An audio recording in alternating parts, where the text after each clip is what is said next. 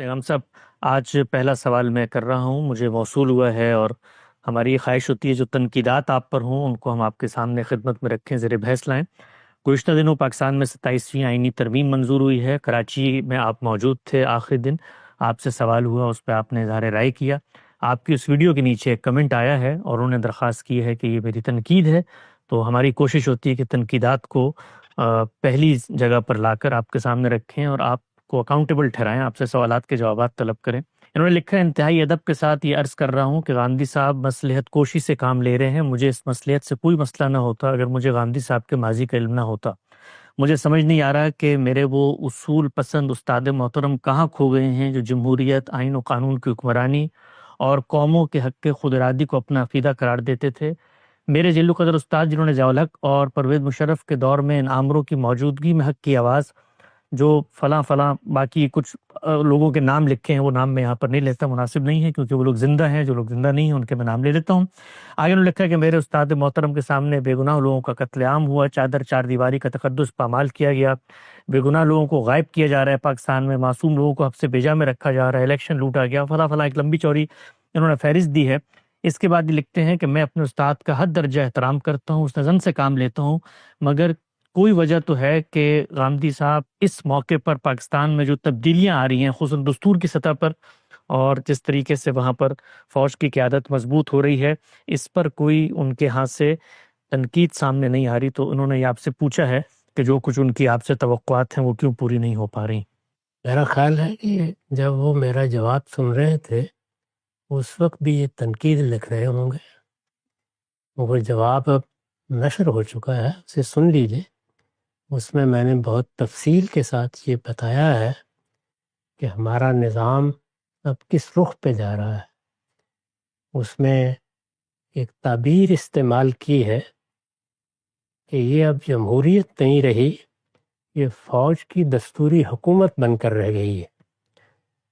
उसमें मज़ीद ये कहा था और उसी मजलिस में कहा था कि अभी तो ये 27वीं तरमीम है, मामलात जिस रुख पर बढ़ रहे हैं उसमें अंदेशा है कि 28वीं 29वीं भी आएगी। इसी तरह बहुत तफसील से उसमें ये बात भी की थी कि इस्तिस्ना कि अल्लाह के दीन में भी कोई गुंजाइश नहीं है और इल्म व अखलाक में भी कोई गुंजाइश नहीं है। इस तरह के इस्तिस्ना जो लोग लेते हैं वो अपने लिए वक्ती हिफाजत का बंदोबस्त कर लेते हैं, लेकिन बाद में तारीख की मलामत का हदफ बनते हैं। ये सब बातें उसी मजलिस में कही गई हैं। ये साफ मालूम होता है कि उन्होंने इनकी तरफ तवज्जो नहीं फरमाई। इसी तरह वो शायद भूल गए हैं कि जब ये सब मामलात हो रहे थे उस वक्त मैंने बड़ी ही वजाहत के साथ कई नशस्तों में फ़ौज के बयानिए पर गुफ्तगू की है और ये बताया था कि वो बयानिया क्या है, उसके नताइज व अवाक़िब क्या हैं और अब हम उन नताइज व अवाक़िब को किस तरह बेचश्मे सर देख रहे हैं। ये सब बातें इल्म की दुनिया की बातें हैं। मेरा उसलूब यही होता है, सियासी तबसरे करना ना मेरा काम है, ना एहतजाजी किस्म की गुफ्तगू करना। मैं तो तज्जिया करके बताऊंगा क्या चीज़ सही है क्या गलत है। इनमें से हर मरले पर मैंने अपनी जिम्मेदारी अदा कर दी। आगे बढ़ाते हैं, हमारे साथ मौजूद हैं हुज़ैफ़ा साहब, आप सवाल कीजिए। अस्सलाम वालेकुम। वालेकुम अस्सलाम। हाँ, बहुत बहुत शुक्रिया इस सेशन के लिए। मेरा सवाल जो मुझे बहुत देर से बॉदर कर रहा है, बेसिकली वो एक चैप्टर कुरान पाक में है, सूरह दुहा, उसके रिगार्डिंग है। मुझे जो चीज़ कंफ्यूज करती है इस सूरत के लिए, वो बेसिकली ये है कि इस सूरत में अल्लाह ताला डायरेक्टली रसूल पाक को सल्लल्लाहु अलैहि वसल्लम को मुखातिब हैं, उन्हें कह रहे हैं कि your Lord has not abandoned you और not he has forgetful of you, और आपकी आने वाली ज़िंदगी आपकी पहले से बेहतर होगी। इस तरह की जो सिर्फ लाइक मोटिवेशन लाइन्स हैं, बेसिकली वो अल्लाह ताला रसूल पाक को फरमा रहे हैं। तो क्या वो चीज़ हम पे एज़ अ मुसलमान हमारे पे एप्लीकेबल है? और अगर वो एप्लीकेबल हैं ये आयत हम लोगों पे एज़ अ मुसलमान, तो वो किस ज़ुमरे में एप्लीकेबल होंगी? कुरान मजीद में बहुत सी बातें रसूलुल्लाह से कही गई हैं, बहुत सी बातें रसूलुल्लाह के ख़ानदान से कही गई हैं, बहुत सी बातें आपके सहाबा से कही गई हैं।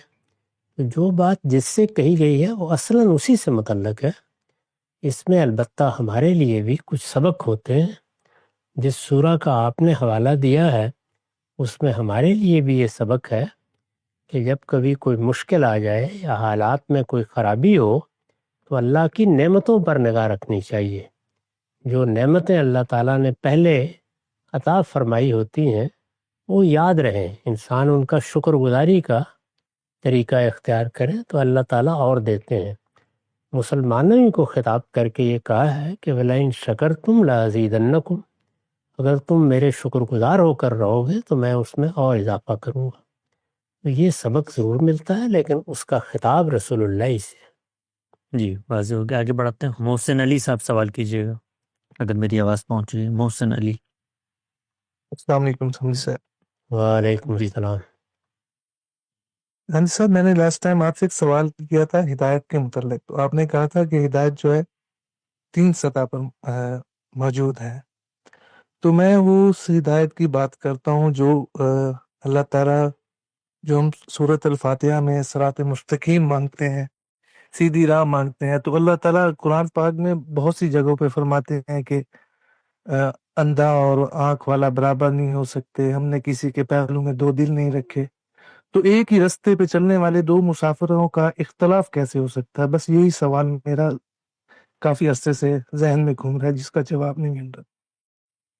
اس کے لیے انسان کو سمجھنا چاہیے. انسان کو ارادہ و اختیار دیا گیا ہے، پھر اس میں وجود اور تقوی الہام کر دیا گیا ہے. سارے انسان راستہ دیکھنے کی کوشش کرتے ہیں لیکن بعض اوقات غفلت شعار ہو جاتے ہیں. پورا علم حاصل کرنے کے لیے تگودو نہیں کرتے، خواہشات سے مغلوب ہو جاتے ہیں، عقل کو بھی رشوت دے کے مطمئن کر لیتے ہیں.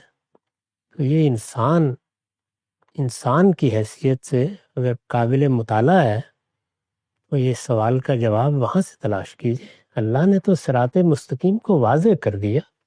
اللہ کی ذمہ داری اتنی ہے، ہدایت کا اہتمام کرنا اللہ کا کام ہے. سب لوگوں کو اس پر لے آنا یہ تو پھر جبر ہو جاتا. اللہ تعالیٰ نے اس کا جواب دیا ہے کہ لا اکراہ فی الدین، میں نے دین کے معاملے میں کوئی جبر نہیں روا رکھا. تو سیدھی راہ پر لانے کے لیے 2 ہی طریقے ہیں. لوگوں کو آزادی دی جائے، وہ اپنے علم و عقل کی روشنی میں سیدھی راہ کا انتخاب کریں. اللہ نے یہی طریقہ اختیار کیا ہے. پکڑ کر لے آیا جائے، یہ طریقہ اختیار نہیں کیا. اسی کو اطلاع سے تعبیر کیا جاتا ہے اور اسی کا صلہ اللہ کا فردوس ہے. جی آگے بڑھاتے ہیں. قمر اختر صاحب سوال